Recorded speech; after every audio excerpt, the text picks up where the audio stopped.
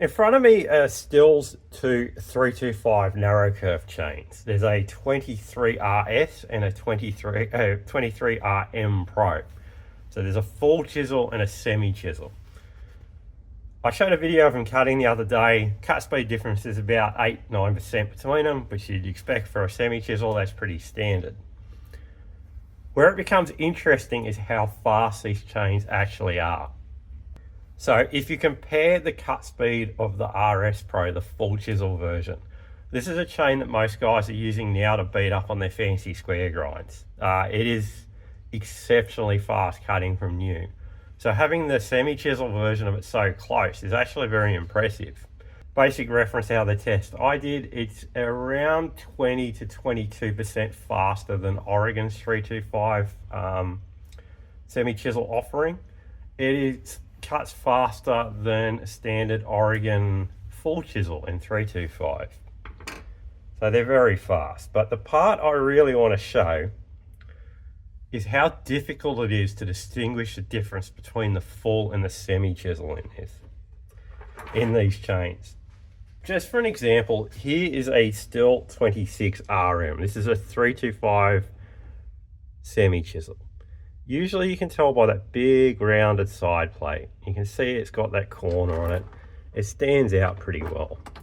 When you look at them from the front, it's pretty obvious to see that rounded outer corner out here. You can see that rounded side plate profile that tells us it is a semi chisel.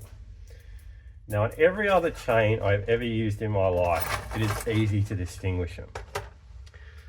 These two is tricky. So there we are, zoomed right in on them. There's two different cutter styles. If you had to guess from here, which one would you pick? It is insane how similar these two are. I will try and pick them up and rotate them through together. So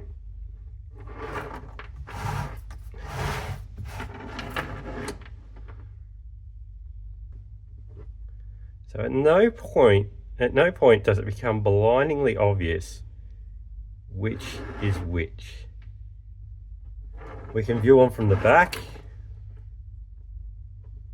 which is usually a very surefire way of doing it.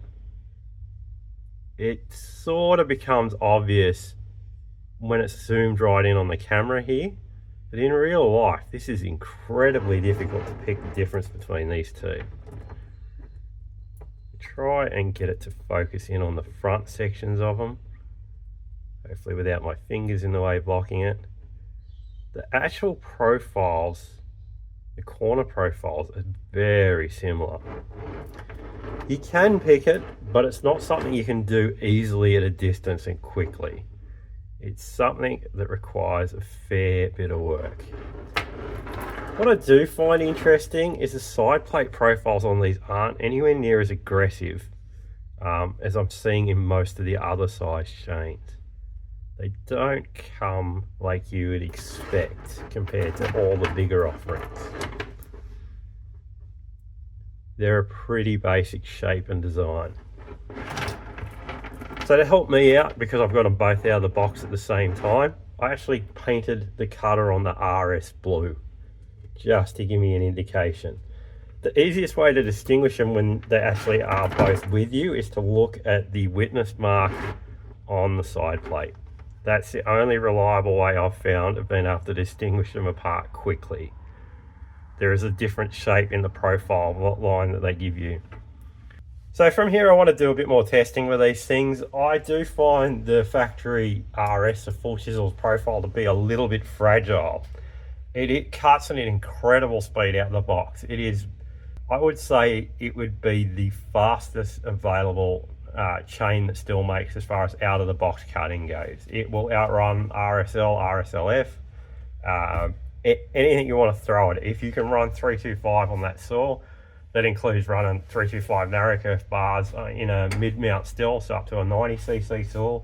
Anything you could run this on, this will probably outcut whatever you put it against. It doesn't seem to last very long in the woods that I cut. It's due to the top plate thickness. The way that they've put the profile in there, they've thinned it a lot to get that cut speed. To be honest, the one out of these two that interests me the most is the RM, the semi-chisel version. I want to get a loop of the Husky SP33G in that size and try and compare them. I've only run them on 2 different saws, so I don't know what the difference is there, but I suspect they're going to be running similar. So I want to try that, because if it can hold that cut speed for a while, like if that's something you were touching up every 2 to 3 tanks, that will be one hell of an impressive chain to use. So yeah, I've been out of the 325 side of things for a long time. I had a few loops of 21LGX, the Oregon 4 chisel that I kept around, and I ran on a hard nose bar. I mostly ran 3/8 full size on that saw because it could, but I used it a little bit. So I got back into the 325 stuff recently, and I can't believe how far it's progressed.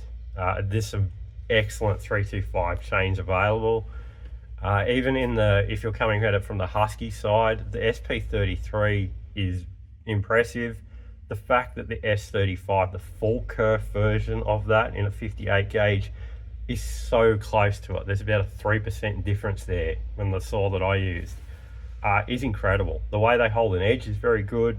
The cut speed's good. The cut feel is excellent.